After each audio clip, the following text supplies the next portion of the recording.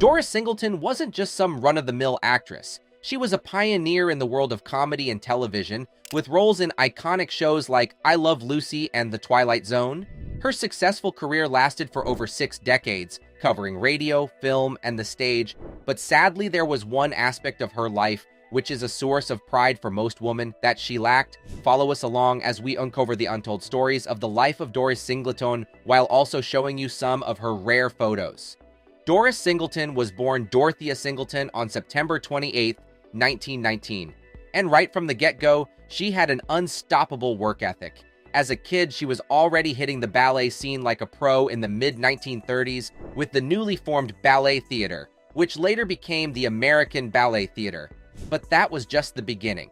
In the late 1930s, when it was time to dip her toes into the showbiz waters, she dove in headfirst as a vocalist with Art Jarrett's orchestra. That's where her promising career took flight. And yes, she did soar. Even during the chaos of World War II, Doris didn't miss a beat. She was a New York sensation, gracing the airwaves as a guest star and snagging regular roles on hit radio shows like The Whistler and The Alan Young Show. She even played the role of Betty Dittenpfeffer, Young's on-screen sweetheart. Plus, she rocked it as Ruth Henshaw in the radio version of December Bride. But there's more to this story. In the middle of all this fame and fortune, Doris fell head over heels for the comedy genius Charles Isaacs. And in 1941, they said, "I do." It was like life itself was a blockbuster script, and she was the leading lady. Now here's where the plot twists in a way that even Hollywood couldn't dream up. In 1948, while making a guest appearance on the radio show My Favorite Husband, Doris crossed paths with none other than the legendary Lucille Ball. It's like fate itself stepped in. And this chance meeting paved the way for a partnership that would leave its mark in entertainment history. Doris became a vital part of the iconic I Love Lucy series, playing Carolyn Appleby in 10 unforgettable episodes from 1953 to 1957. Also in 1953, Doris Singleton took another leap into television as Gloria Harper in an episode called Jungle Devil on The Adventures of Superman. What's even more mind-blowing is that her final bow on I Love Lucy happened to be in the same episode that featured none other than the legendary Superman himself, George Reeves. It was a blast episode, titled Lucy and Superman. Between 1954 and 1957, she took on the role of Lois in the syndicated television version of The Great Gildersleeve, and even made an appearance in a 1955 episode of Alfred Hitchcock Presents titled Our Cook's Treasure. Oh, and not to forget, she left her mark not once but twice on The People's Choice. Then there's the CBS sitcom Angel from 1960 to 61. Doris played the sympathetic neighbor Susie alongside Annie Fargy's scatterbrained character, Angel Smith, and the chemistry between them, it added depth to the show that many couldn't help but love.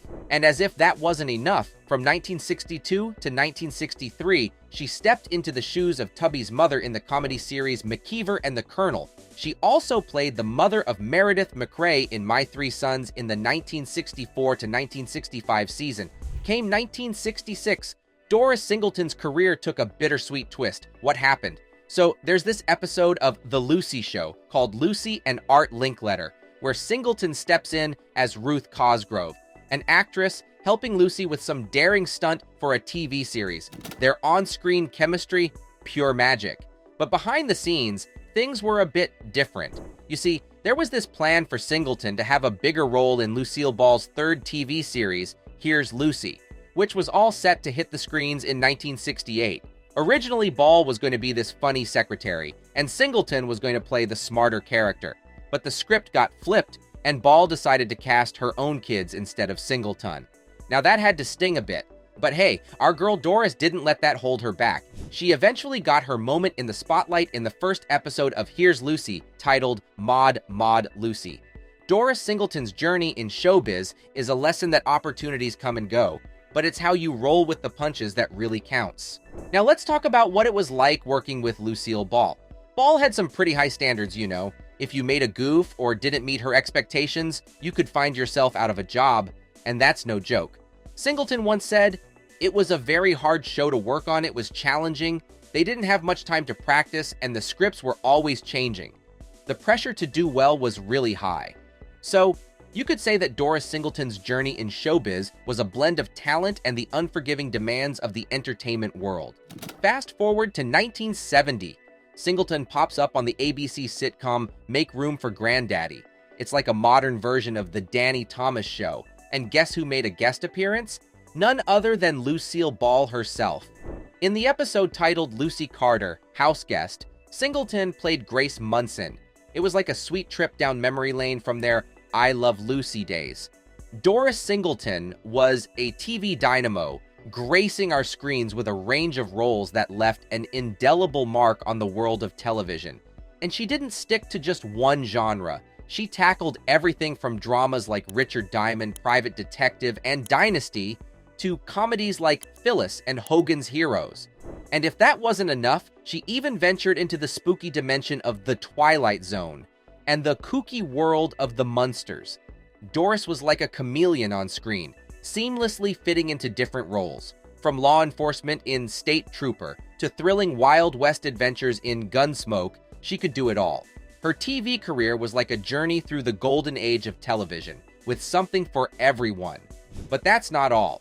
She had a knack for making guest appearances feel like they belonged to her. Take My Three Sons, for instance. She played not one but two distinct roles that became recurring characters on the show. First, she was the mother of Sally Morrison, who tied the knot with Mike Douglas in the 1964 to 1965 season. Later on, she became Margaret, the mother of Polly Williams, during the 1970 to 1971 season. And let's not forget her unforgettable stint in All in the Family in 1971, where she stepped into the shoes of Lydia Stonehurst, Edith's hotel roommate. But that's not all, folks. She also made appearances in two Perry Mason episodes titled The Case of the Crooked Candle and The Case of the Purple Woman. Her last appearance, Here's Lucy, came on March 4th, 1974, in the 22nd episode of Season 6, a fittingly titled gem called Lucy Meets Lucille Ball. In this touching episode, Singleton took on the role of Lucille Ball's studio secretary. It wasn't just acting, it was a real, heartfelt reunion, a testament to their enduring friendship. As the curtains fell on her life, Doris Singleton held a unique spot in entertainment history. She stood as the last major recurring adult cast member from the famous Lucy shows, a reminder of how time marches on. Her last significant role was in Deadly Messages back in 1985. But she didn't just fade into the background. She continued to lend her voice to advertising and voiceover work, particularly in those memorable Hills Brothers coffee ads. Now, what made Doris Singleton's life unique was her personal journey. Unlike many other female celebrities, she had something truly special, a rock-solid marriage with comedy writer Charles Isaacs that stood the test of time. It was a beautiful 61 years of love and partnership.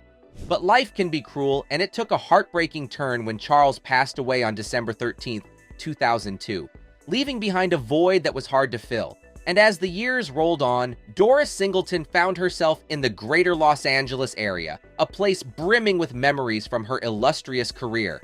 But in 2012, the world had to say goodbye to this talented actress. She was 92 years old when she passed away due to complications from cancer, marking the end of an era. Sadly, she didn't have any children, and there were no immediate family members to carry on her legacy.